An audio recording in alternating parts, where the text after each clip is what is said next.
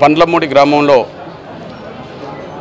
మాదిగ కుటుంబం మీద చేసిన దాడి, రెడ్డి కులస్తులు చేసిన దాడి తీవ్రంగా పరిగణలోకి తీసుకోవాలని రాష్ట్ర ప్రభుత్వాన్ని విజ్ఞప్తి చేస్తున్నా, డిమాండ్ చేస్తున్నా. చేమకుర్తి మండలం బల్లమూడిలో అగ్రవర్ణాలు కలిసికట్టుగానే మాదిగలపై దాడి చేశాయని మందాకృష్ణ మాదిగ ఆరోపించడం జరిగింది. ఈ రోజు ఒంగోలు రిమ్స్ లో చికిత్స పొందుతున్నటువంటి బల్లమూడి బాధితులను ఆయన పరామర్శించడం జరిగింది.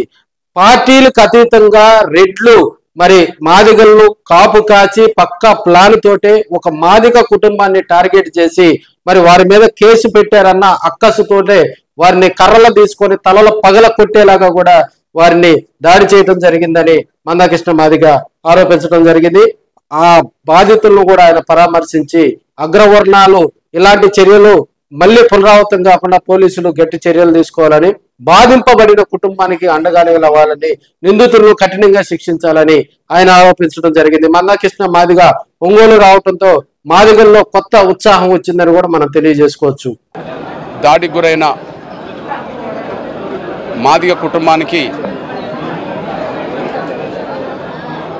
ఆదుకునే విషయంలోనూ వాళ్ళకు రక్షణ కల్పించే విషయంలో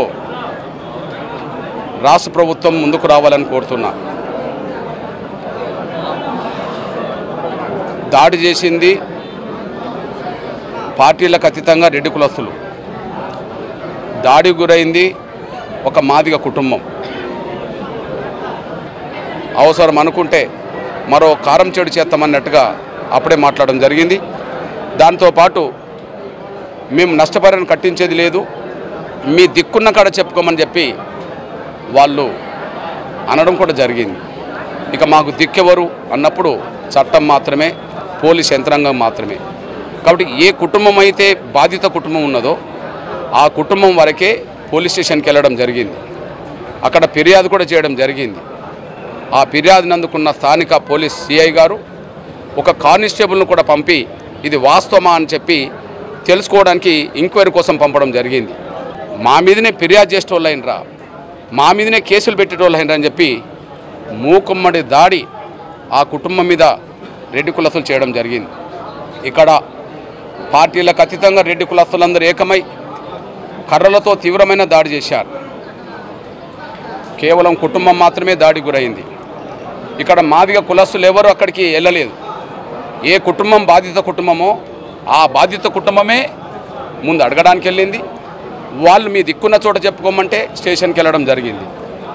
ఇక స్టేషన్కి వెళ్ళకుండా మేము ఎక్కడికి వెళ్తాం? అట్లాంటి పరిస్థితిలోనే మా మీద కేసులు పెట్టేటోళ్ళు అవుతారా అనే పద్ధతిలోనే రెడ్డి కులస్తులందరూ తీవ్రమైన దాడి చేశారు. దాడి చేసిన క్రమంలో శ్రీనివాసరెడ్డి గారి నోటి నుంచి మరో కారం చెడు చేస్తామనే పద్ధతిలోనే మాట్లాడడం జరిగింది. మీ కారం చెడులో చంపినట్టుగానే మళ్ళీ మిమ్మల్ని చంపాలని చెప్పి, మిమ్మల్ని చుండూరులో చంపినట్టుగానే మాలామాదిగల్ని చంపాలని చెప్పి ఆ విధమైన హెచ్చరిక చేయడం జరిగింది. నిజమే, ఆ కులస్తులందరి చేతిలో కర్రలు ఉన్నాయి. అకస్మాత్తుగా ప్రతి ఒక్కరి చేతిలో కర్రలు ఎట్లొస్తాయి అంటే వాళ్ళ మీద దాడి చేయాలని ముందస్తుగా ప్లాన్ చేశారు కాబట్టిగానే అందరి చేతిలో కర్రలు రావడం జరిగింది. నిజంగా ఈ ముగ్గురులో ఇద్దరికి తలలు పగిలినాయి, ఒకరికి చేయి ఇరిగింది. అదే సమయంలో స్త్రీలకు కూడా గాయాలు తగిలినాయి. నిజంగా వాళ్ళు బతికి బయట పడ్డారంటే దాడి తీవ్రమైంది. కారం చెడులో ఎట్లయితే దాడి చేశారో ముందస్తుగా ప్లాన్ చేసుకొని, చుండూరులో ఎట్లయితే దాడి చేశారో ముందస్తుగా ప్లాన్ చేసుకొని, ఇప్పుడు ఈ కుటుంబం మీద కూడా ముందస్తుగానే దాడి చేసే ప్లాన్ జరిగింది కాబట్టి దాడి జరిగింది. లేకపోతే 10ల సంఖ్యలో వచ్చిన వాళ్ళ దగ్గర ప్రతి ఒక్కరి దగ్గర పెద్ద పెద్ద కర్రలు ఎలా ఉంటాయి? అకస్మాత్తుగా దాడి చేయాలని ఒకరిద్దరు అనుకున్నా కూడా అందరి చేతిలో కర్రలు ఉండడానికి అవకాశం లేదు. అంటే మాదిగోళ్ళకు బుద్ధి చెప్పాలి, మరో కారం చెడులాగా చేయాలి, మరో చుండ్రులాగా చేయాలి, వీళ్ళు మన మీద కేసులు పెట్టేటోళ్ళు తయారైనని చెప్పి ఒక అక్కస్తోటి అహంకారంతో ఈ దాడి చేశారు.